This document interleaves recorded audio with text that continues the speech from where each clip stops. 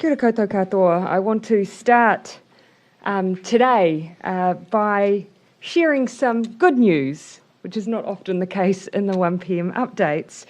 Yesterday we hit 2 records. The most vaccinations administered in New Zealand in a single day, 56,843. So far, 72% of New Zealanders aged 40 plus are either booked or have been vaccinated with at least 1 dose. This is great progress. Over 150,000 vaccination bookings were made yesterday too, which is fantastic. Just a reminder, if you are 40 plus or in one of our other priority groups and haven't made your booking yet, visit bookmyvaccine.nz today and reserve your spot. And yesterday, we saw the most COVID tests processed in a single day, 41,464. The fact that we have achieved both these results on the same day is extraordinary and is exactly what we need to do, both to get on top of this outbreak, but also to prepare us for the future. But despite reaching record numbers, we do need to keep going. We need to test to ensure we can get an accurate picture of the perimeter of the virus. And we should also be using this time to increase our vaccination rates. I want to acknowledge everyone who has waited, in some cases, many hours to get a test. You are playing a key role in controlling this outbreak and helping us get back to normal faster. And you can see as a result, we have those record numbers, sometimes 10 times higher than what some of those areas are usually processing in terms of tests. But we do need to take the pressure off the system. We can do that by standing up additional testing capacity. Today, there are 14 community testing centres open across Auckland, including 4 new pop-ups which have been stood up overnight, of which Warkworth opened at 11 a.m. and Takanini will be opening at 1 p.m. today. In addition, 4 community testing centres for close contacts only are in operation today. These are sites that we're using for known contacts to ensure we prioritise their testing. One of the things we heard coming back was people who needed to be tested were waiting in those long lines. We need to move them through. So these are not sites that we are publicly advertising, but those who need to use them are being given the details to try and get them tested more quickly. And in Wellington, 6 community testing stations are open across the region, and this includes 3 pop-ups which were stood up overnight. Do visit healthpoint.co.nz to get details of COVID testing stations anywhere in the country, or call ahead to your GP to see if they have testing available. Our GPs are processing a large number of our tests, and often the wait times are much, much shorter. Just a reminder of who it is that we're focused on testing right now. There are broadly 3 groups of people. Those who are contacts of known cases. If you're called by public health, then you do need to isolate and get a test. The second are people who are at locations of interest on the dates and times recorded. You too need to isolate and get a test. If you went to a location of interest, but not on the date or time set out, then you don't need to be tested. And finally, those with cold and flu symptoms, please isolate and get tested. If you're not in one of these groups, and if you are well, you don't need a test. It is great to have these very high numbers of tests across the country. It gives us that greater sense of certainty. But at the moment, we need to ensure that those who are at risk of being exposed or who are unwell are getting tested. Sitting behind all this testing and vaccinations is an outstanding health workforce. This outbreak has particularly impacted on our frontline workers, even more so than in the past. On behalf of New Zealand, I want to acknowledge how tough the last few days have been and also say thank you. If you interact with a health worker in the coming days at a vaccine station or at a testing station, please pass on the thanks of the team of 5 million. I'm now going to hand over to Dr. Caroline McElnay, our Director of Public Health, to provide an update on case numbers and our source investigation. Dr. McElnay. Thank you, Prime Minister, and kia ora koutou. Today, I can report that there are 21 new positive cases of COVID-19 in the community. That brings our total number of confirmed cases associated with the current Auckland community outbreak to 51. All cases have been or are being transferred safely to managed isolation facilities using strict infection prevention and control procedures. Of the 21 new cases, 18 are in Auckland and 3 are in Wellington, one of which we reported yesterday. Investigations into the source of these cases continues. 21 cases of the 51 are now confirmed as part of the Auckland cluster, with the remaining investigation still underway to confirm the specific linkage, but initial assessment shows that in the vast majority of cases there is a link. Public health staff are rapidly interviewing cases to establish how the new cases were infected and to determine further details of their movements. And we will continue to release that information as it becomes available. In addition to the community cases, there are 3 new cases to report in recent returnees in our managed isolation facilities. On whole genome sequencing, ESR continues to run sequencing from samples taken from the new cases. They've completed sequencing for 29 of those cases, including the 3 Wellington cases reported yesterday, and they are all genomically linked to the Auckland cluster. On contact tracing, our public health staff across New Zealand are continuing to contact trace with a focus on higher risk locations. That is a team effort involving the Ministry's National Investigation and Tracing Centre and all of the country's public health units, and they're working tirelessly to investigate the cases. Isolation in alert level 4 means isolating yourself away from other household members. So when contacts are identified and traced, it's important that they get tested and isolate until they receive a negative test result. The number of contacts has increased significantly. This is something that we expected as we identify more contacts and test in large numbers. As at 10 o'clock this morning, 5,065 individual contacts had been identified. This number will increase throughout the day as records are fully processed, and we expect to have another 5,000 contacts by the end of today. The majority of those contacts are located in the Auckland and Waikato regions, with a small proportion located in other areas throughout the rest of the North Island and South Island. As at 10 o'clock today, 1,982 contacts were located in the Auckland and Waikato regions, and 266 contacts located throughout the rest of New Zealand. On locations of interest, we are working around the clock to get further details of the movements of cases. We have been hearing concerns about the time it takes to get some locations of interest published. This is a very fast-moving situation, and we do need to make sure that not only do we get information quickly, but that it is correct and accurate, and that can take time to confirm. Also, our contact tracers are dealing with people who've just been advised that they are a case, and they're often very stressed, and so it can take time for people to recall exactly where they've been when they're under pressure. Whilst it does take time to gather that information, we are working as fast as we can to get that information out and to put the list of locations up on the Ministry's website as soon as it becomes available. Also, use of the COVID app allows push notifications to go straight to people who have been at those locations of interest.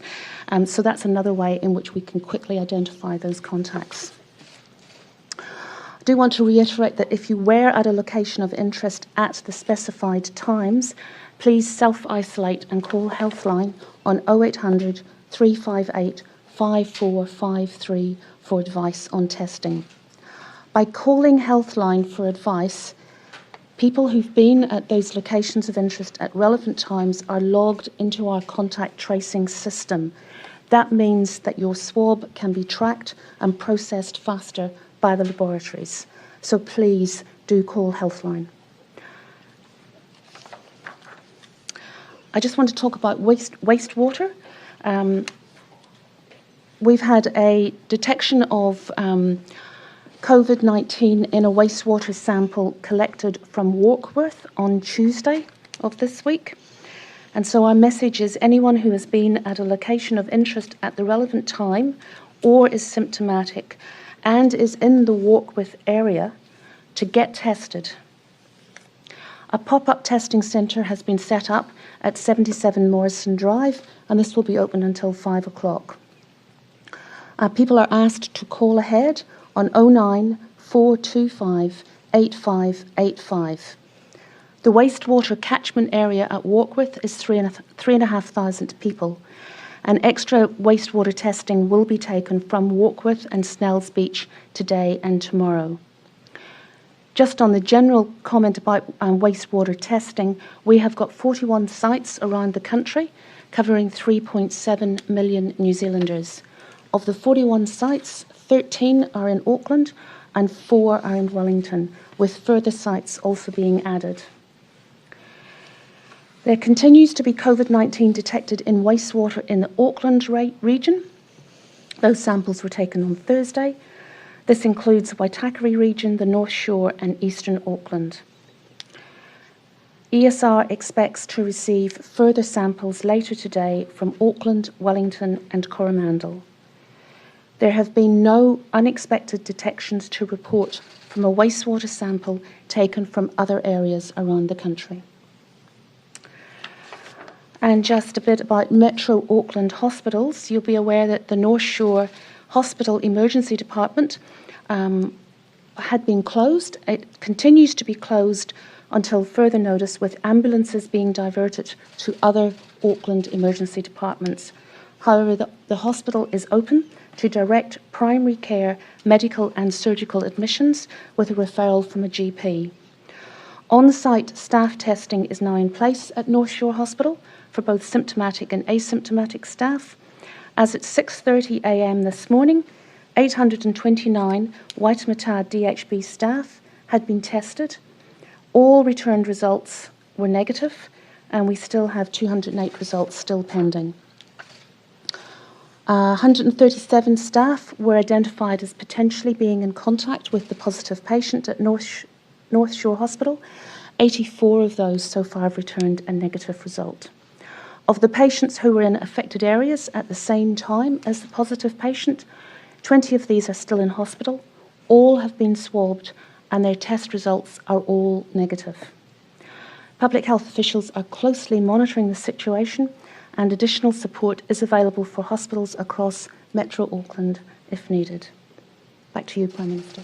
Thank you very much, Dr. McElnay. As you can see, our number of cases have grown again, but given the large number of locations of interest and what we know about Delta, this isn't surprising. We have always said cases will rise before they fall. And based on the experience of overseas countries, we do expect cases to continue to rise through to next week before they start coming away. And it's always good for us to share what those expectations might be before we start reporting cases in the coming days. So we do expect them to increase.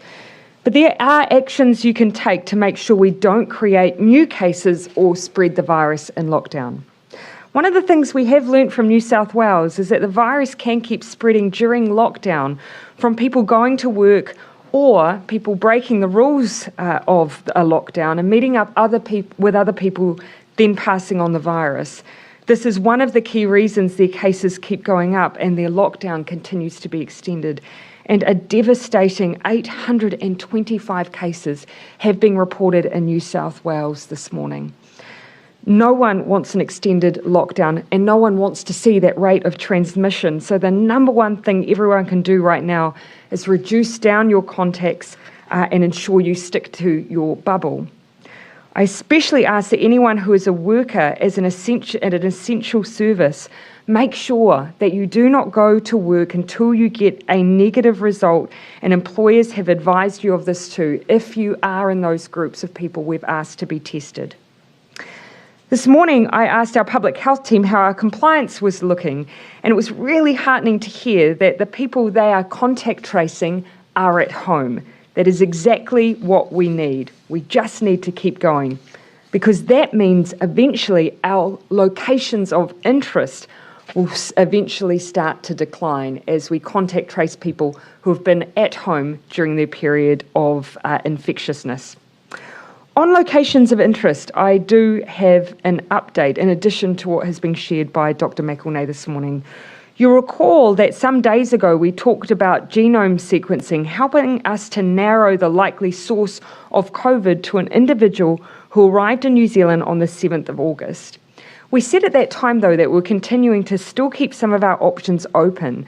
That was because we didn't have a complete sequence, but it was enough to give us roughly 90% confidence in our theory. That sequence was then rerun, and we received the results yesterday. The results of that give us even greater confidence in the match.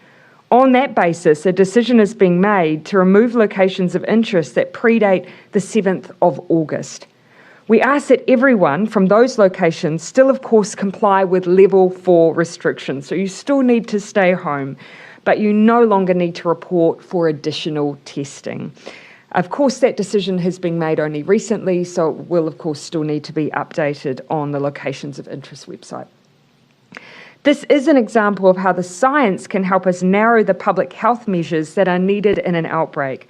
It was absolutely right, though, in a Delta environment for our public health team to be cautious in their approach till we had evidence to the contrary. Just a couple of quick pieces of information before we wrap today. We know isolation can impact on the ability of people to access food. If you're sick or cannot leave home to buy food, you can ask family, whānau, friends or neighbours to make a contactless drop-off of groceries to you. If you are delivering supplies to someone, remember to stay 2 metres apart and wear a face covering. Ideally, though, just drop things on people's doorstep and leave. You can also use your supermarket's click and collect service and ask a local friend, family member or neighbour to drop off the groceries for you. As I said, compliance and reducing contact is critical to stopping the virus spreading. Overall, though, compliance has been outstanding. We're seeing a similar level of reductions in traffic and movements as the last time that we were in level 4. Since alert level 4 came into place, 17 people have been charged with a total of 20 offences nationwide. Of the 20 charges filed, 11 are for failing to comply with the COVID-19 order, 7 for failure to comply with direction, prohibition and restriction, and 2 for Health Act breaches. In the same period, we've had 53 formal warnings issued. Police have also issued 70 infringements nationwide, including 61 to people who failed to remain at home and 5 for persons who failed to wear a face covering. And just a reminder, you do need to wear face coverings when you enter into an essential service like a supermarket. Overall, though, those numbers are really low, so thank you to everyone for sticking to the plan that we know works. Even if we know we have a plan that works, I know the uncertainty of these periods of time in lockdown are really tough and does have a real impact on mental health. Please do not forget to reach out to friends, family and whānau who may be struggling. A phone call, a video chat, a message all really helps. Local GPs are still working at alert level 4 and can provide advice on how to get help to support your mental well-being during this alert level, including phone and video consultations. You can also call 1737 for free to talk services, and that's with a trained counsellor. That's 1737. There is more information about how to access the range of mental health support services on the covid19.govt.nz website. Some of the online services there are absolutely fantastic. So please don't hesitate to look, and I encourage you to share that information with others. We are now happy to take your questions. Jessica. Prime Minister, are you satisfied with the amount of time that it's taken to get those locations of interest on the official website? Because for a lot of people, there's a lot riding on when those pop up. Yeah, of course, considering that we are in alert level 4, so people should be at home when they receive that information. It may just then give them additional information on whether or not they fall into a category of someone who needs to be tested, and or prioritising those areas where we may have essential workers affected because we need them to stay at home. But there is always a balance here to be struck. On the one hand, if you put up a first cut of information and it's incorrect, so for instance it has the wrong date or the wrong time, you can then have a whole raft of people enter into our testing system that we don't need to. So we're constantly trying to get that balance right, that we have enough information that we believe we can verify before we're putting into the public domain. The second thing to remember is that we are still reaching out to those contacts that we identify, sometimes before they're even up on a website.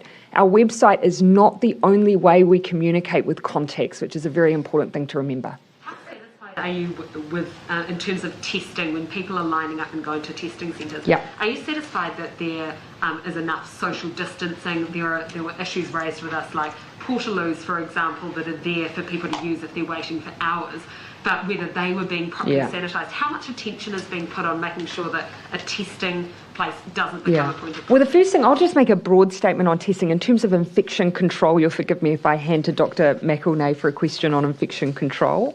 But when it comes to testing and testing capacity, the number we have had processed since our last report, over 40,000, is extraordinary. I mean, we had a record the day prior with less than 30, so you can see just why we've seen people having to wait the length of time. This is in some cases 10 times our normal demand. Now, on the one hand, it's fantastic. It helps us find those cases. It will help us get out of lockdown.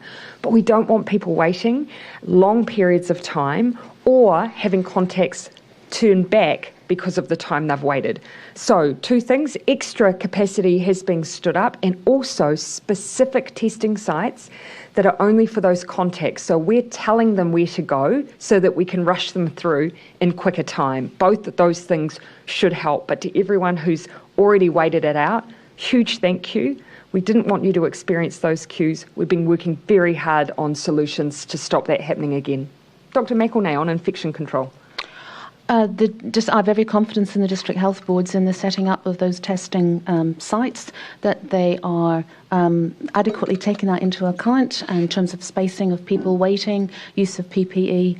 That is a local DHB requirement, but as I say, I've got every confidence in their protocols that they've put in place. Has that portaloo issue been raised with you? Is that something that has been taken into account? About the use of portaloos? Yeah, just because if people are using... I guess there's not really an alternative other than completely individualised stalls. I would hope that people would, however, follow the guidance of making sure they sanitise their hands as they move through any area in which they may have contact with others. And I'm not aware of that specific situation, but we can get the details offline and make sure that that's been followed up. Yeah. Jason, and then I'll come back to you. Just on what you're saying about the numbers rising before they fall, and next week, have you got any modelling to suggest what the peak number per day will be? So, and I'm always cautioned, I'm always told to be very cautious with modelling in outbreaks, A, early on, or B, with relatively small numbers. They change daily.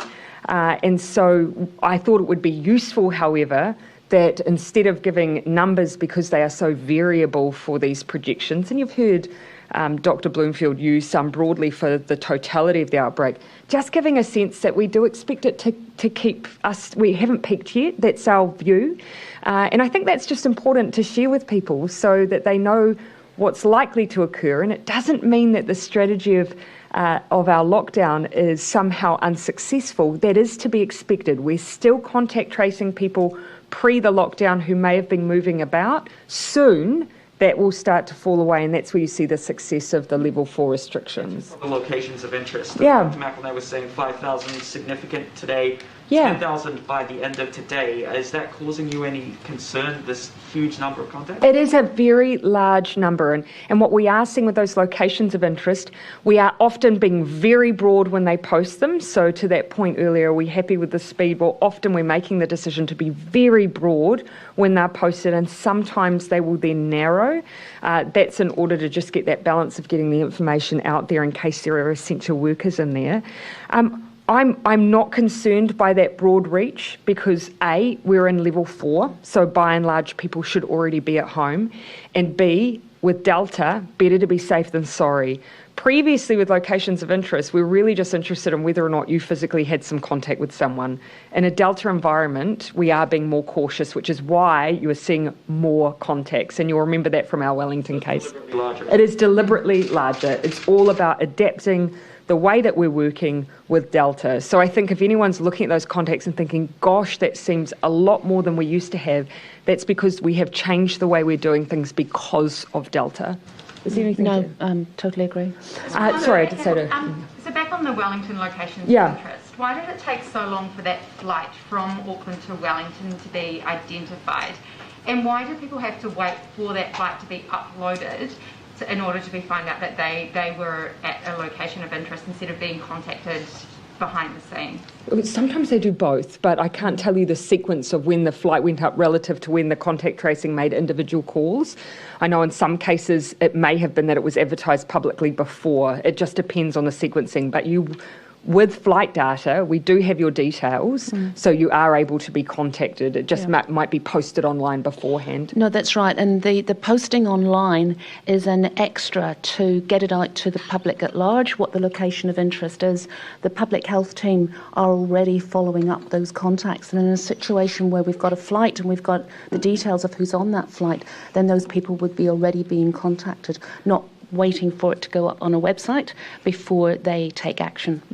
Just on that one, I think it's also, as I understand, quite a cautious approach capturing that flight as well, because the exposure event, the event that we're worried about, actually we believe happened the same day. So the likelihood of that person then being infectious on that plane, but we are taking a very cautious approach with this outbreak in order to get out of it sooner. That's right. And I'll let you finish your line of questioning. Yeah, one of the hindrances to getting the locations of interest up quickly is that people haven't been using the app, that they haven't been scanning in, and so they're having to go back through their memories and their bank records to do that. Is that what's slowing it down?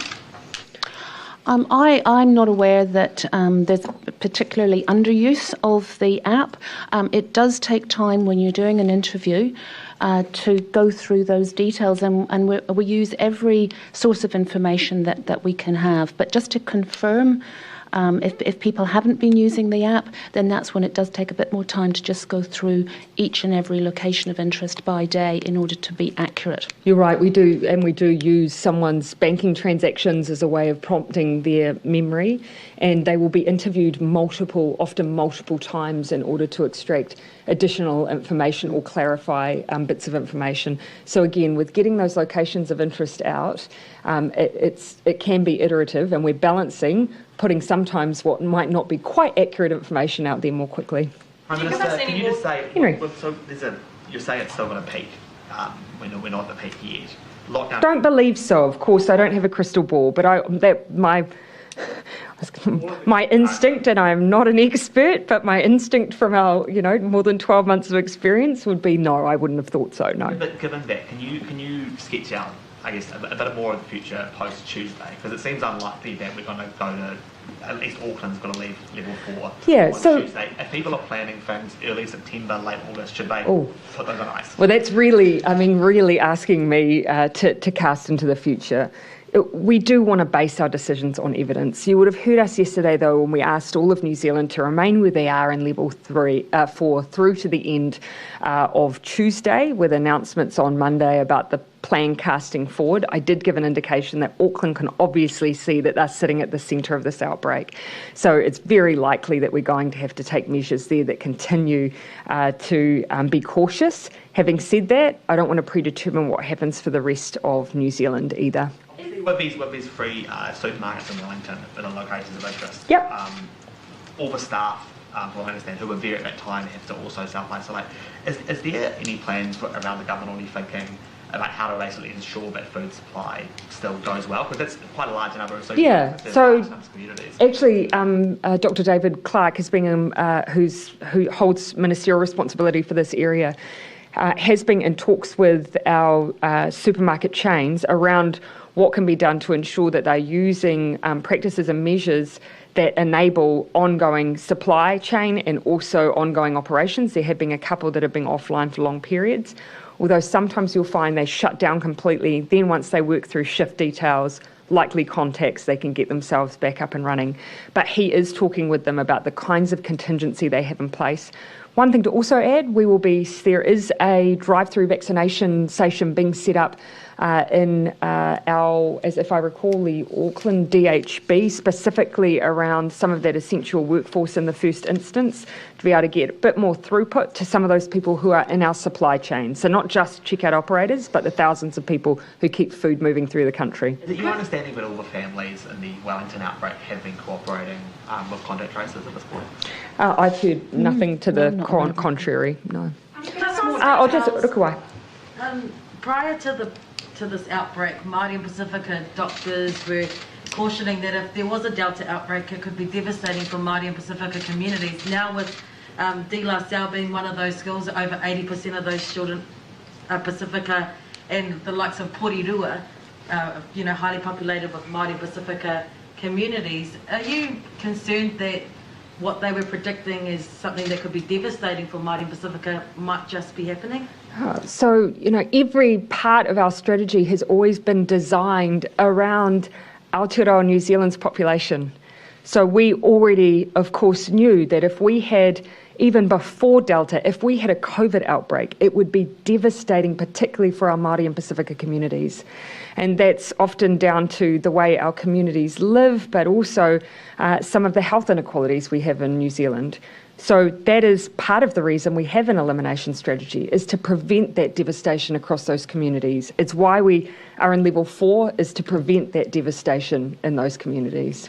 Can you give us more details?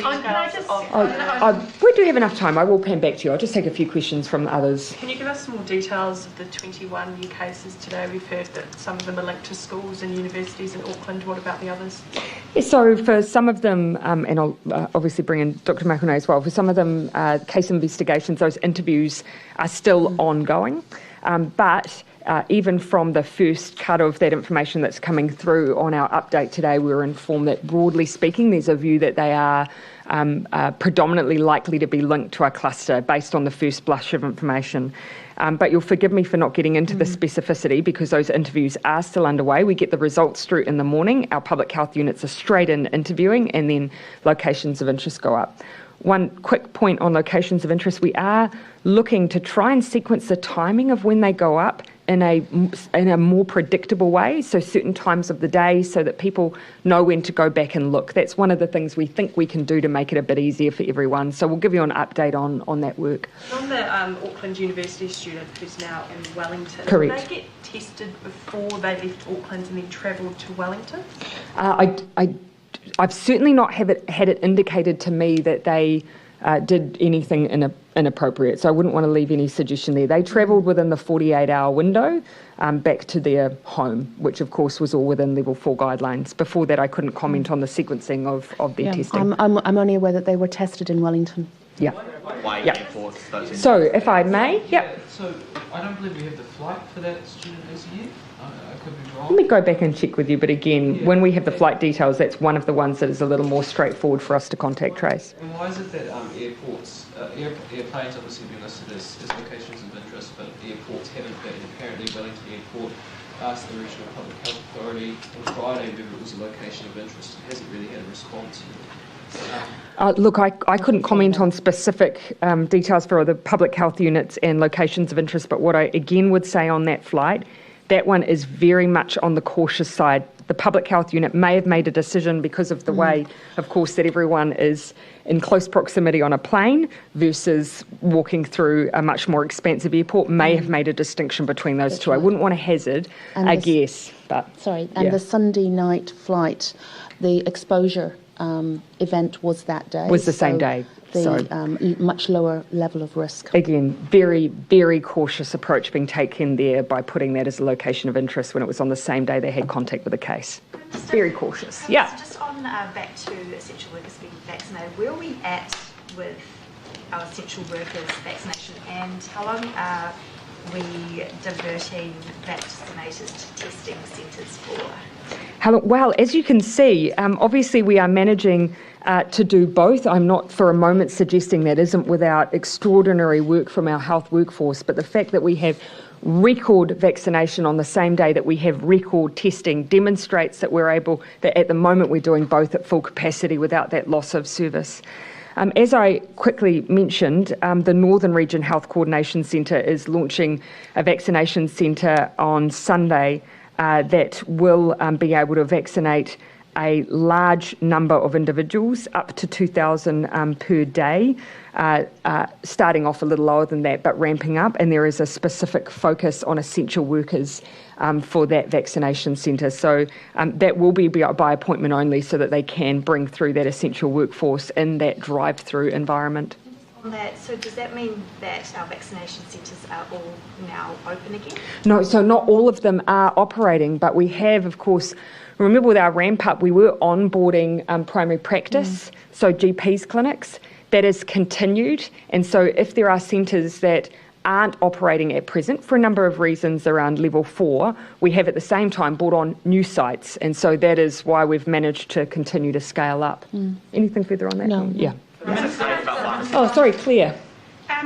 When you say that they're all linked to the cluster, can you say how many? At this stage, the view is that they are, yes. Yeah, many, at this stage. Many. Do you know yet how many got it because they're, I guess, personal contacts of other cases versus simply by virtue of being at a location of interest? Yeah. And are there any locations where there is a particular issue with spread at this stage? Good question. Also, Yep.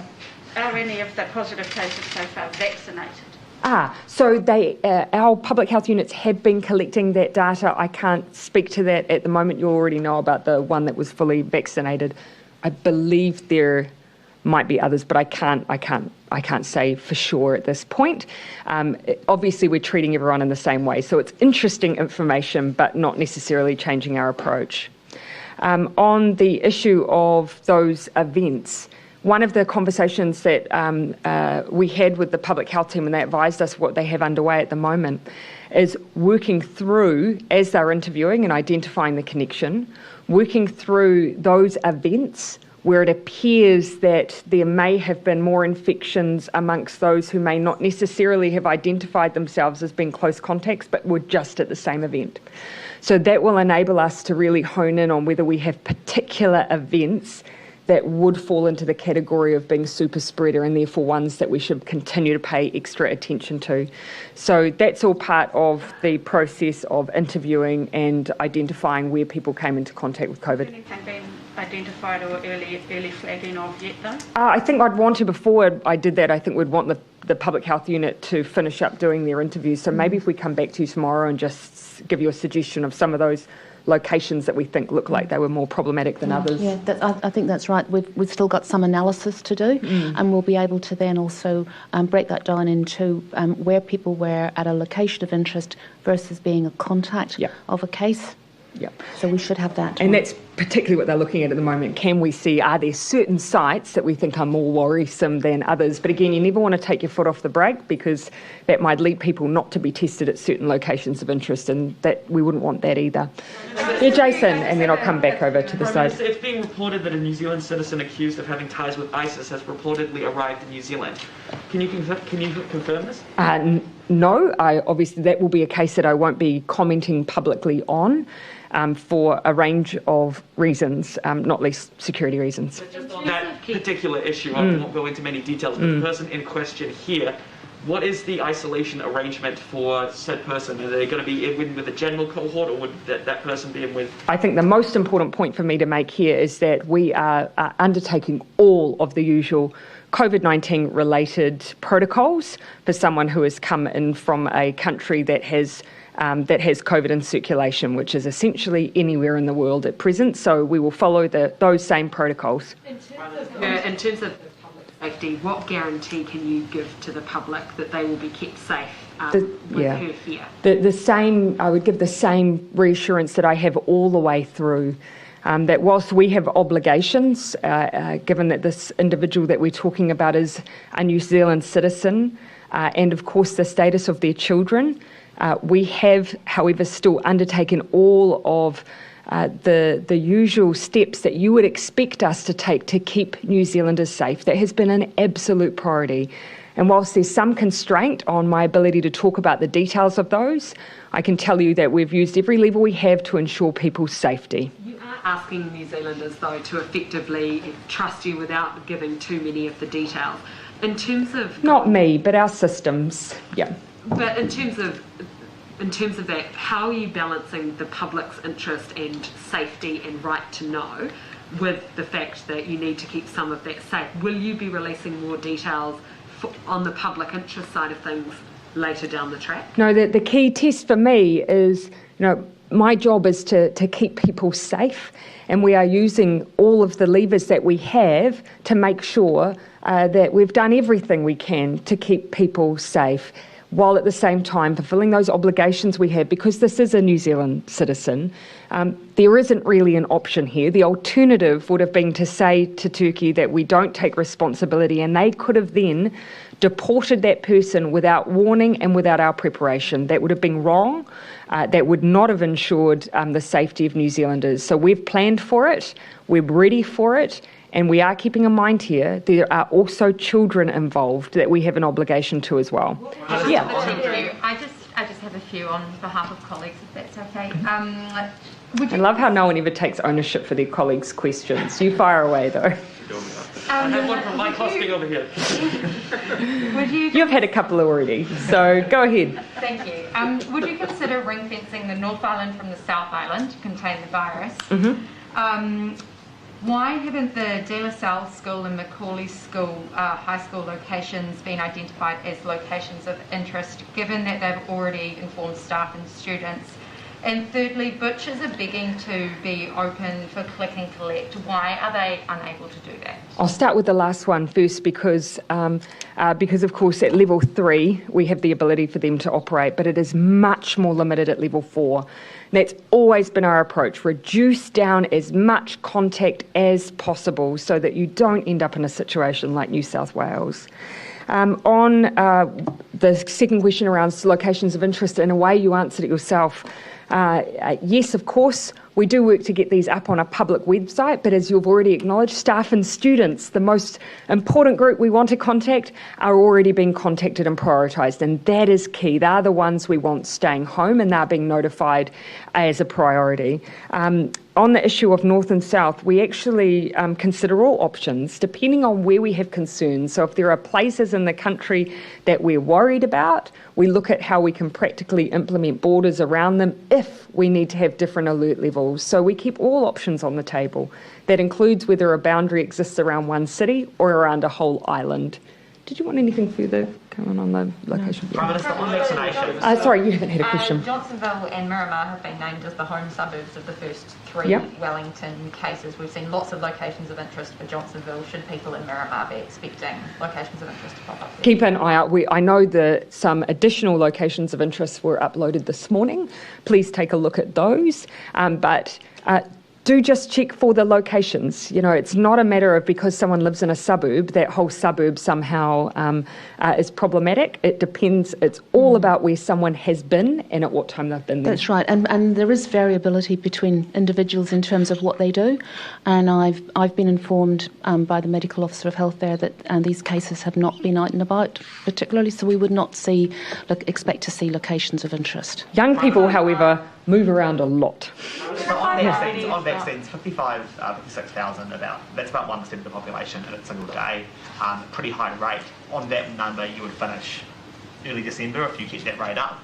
Are you expecting that that's the top of the curve, or do you think it could ramp up to 65k? Let's see what's possible. I don't want to put definitive numbers on that yet. I mean, we're seeing that ability to just, even in these circumstances, be able to create and generate those kind of numbers is fantastic. And we've got a way to go yet. We haven't opened up to the entire population yet, so I wouldn't want to speculate on that front. But we have worked very hard to put ourselves in the position where we can complete as much as possible this rollout this year. That's been our goal. On first dose priority, you've moved so first doses are prioritised. On first doses, you'd get to 80% of the entire adult population at first doses at around October 20. would one think that after 80% of the entire adult population has had a dose, that would lessen the risk of this happening again? Not based on every other country around the world, unfortunately. Even those countries with some of the highest rates in the world have Delta outbreaks.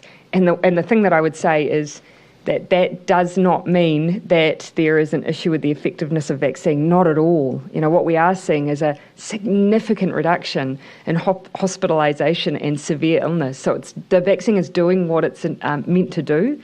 But our strategy has always involved vaccination plus good public health measures. What we want to do, though, is with really good reach and full vaccination, not just one, full vaccination, reduce down the need to be at this extreme end of public health measures, which is lockdowns, using things more like those infection controls, making sure that we are protecting ourselves at the border, and contact tracing when we have cases that come up. Literally that it's November, the vaccine rollout's going well, but it's not quite finished yet. And another case like this happens, we're back in level 4. Oh, you've been highly speculative there. Our goal, and this is my singular message, my very simple message, please go and get vaccinated. It reduces down the risk of us being in this situation, and it reduces down the need to use these more extraordinary measures. And it saves lives. And on this specific outbreak, obviously we're far too behind to be able to vaccinate our way out of it. That's not the strategy right now. The strategy right now is level 4. Well, again, I want us to get back to levels of freedom. People, even countries with really high vaccination rates, are bringing in restrictions alongside high vaccination because they have Delta outbreaks. So our goal at the moment is let's deal with this outbreak. Let's get us back to those freedoms. And I absolutely believe we can do that. We're on track to do that. Everyone just needs to stick with it. I'll take the last couple of questions if I may. You haven't had one. Prime Minister, what's the capacity at the Jet Park quarantine facility, and what happens when it gets full? Impact on MIQ spaces? Yeah, a good question. We were just having that conversation this morning. It's not at capacity. We do have extra space there.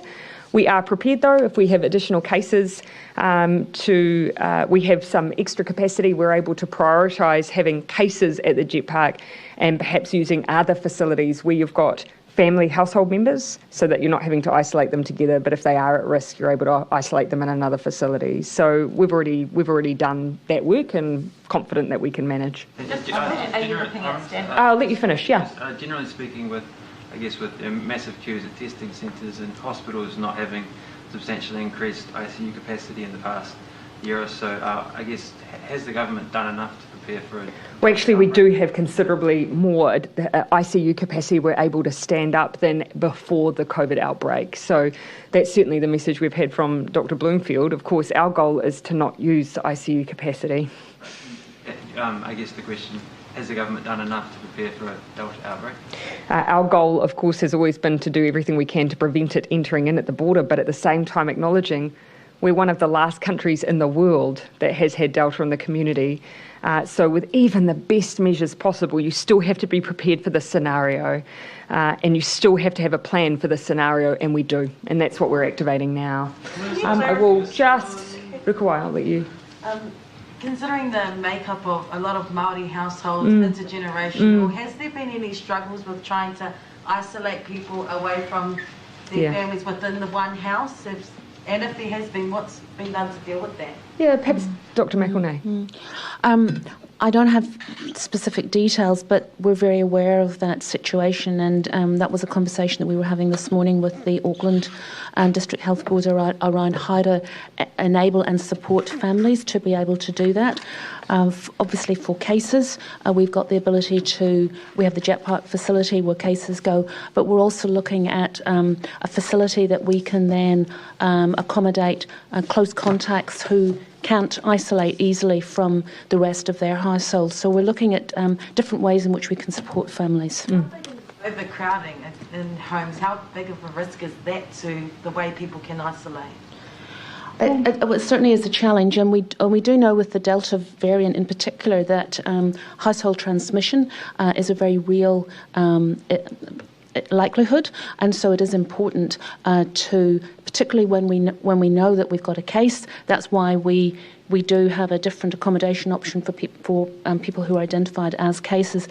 But it is something that when people are identified as being at a location of interest, to separate as much as they can from the rest of the household, but also it's about the importance of getting tested as well, because until we've got that test that is a test negative, we really don't know what we're dealing with. So we're taking a very precautious approach at all times. It is one of the reasons I think we can expect to see numbers go up, is because with Delta, previously you'd see some infection in households, but not necessarily the entire household. On these occasions, and overseas experience is telling us you can almost certainly see very high rates of infection amongst households. So that's another reason why we do expect those numbers to go up. Yeah. I'm going to give, I felt like I was a bit dismissive of Jason, but he's not seeking another question, so... I've got one if you want. No, if you don't persist, I'll give it to you on the front and then I'll finish. On Afghanistan, the situation isn't improving there, particularly outside the Kabul International Airport. Kiwis have been asked to travel to the airport to try to reach evacuation, which obviously isn't happening right yet, and are getting turned away because of the crowds and the Taliban checkpoints. What's your understanding of the situation on the ground as it stands, and do you think the evacuation mission is still viable? I certainly think it's been hampered. There is no question. And that was something that we were advised of by officials at the point that we deployed our asset into the region to try and assist the evacuation. Our, of course, role, though, is to support the evacuations generally, and all partners are working together. They won't just be bringing out their own people, but often supporting others, and we'll be a part of those efforts. But I am concerned that because of the situation on the ground, that we do need to start working on what the next stage will be, because it does not look like we are going to get everyone out that we want to get out. A bit too early to say right now, but there is a certain window which everyone is using in order to try and use the secure space that is available at Kabul Airport. But it is an entirely separate issue of people's ability to safely connect with the airport. And obviously, as you can see, international partners haven't been in a position to be able to secure safe routes for people to get there. The next issue is that not all of the people we need to reach are even in that province, and in fact are in a province that is completely separate, and we've not yet been able, no one has yet been able to connect them to Kabul. Are we basically going to arrive there too late? No, I don't believe so. And as I say, we are part of an international effort that does not just involve us uplifting our people. We're working together so that if we're in the position to bring out whomever needs to come out on our assets, and our partners are doing the same for us. It's just not an environment where anyone is picking and choosing. We're just doing our best. Why haven't we been able to get anyone on Aussie planes, for instance, so far? Has that request been made? We are working very closely together, and as I've just described, I expect we'll all be picking up one another's citizens and Afghani nationals. And I'll let you finish this line and then we'll wrap. Thank you. Humanitarian question. A lot of countries we are partnered with, I think Chris Clark was on a meeting the other night, have made offers of 20,000 refugees over the coming 4 years. Will Cabinet consider making a similar offer to Afghan citizens? You'll know that in previous decisions that we've made already have been around broadly increasing our refugee numbers. Too early for us to say what the makeup of those of Afghani nationals will be amongst that. But you can see this is going to be an area where there will be a large number of refugees in the future, and that's something we'll work through. Thank you, everyone.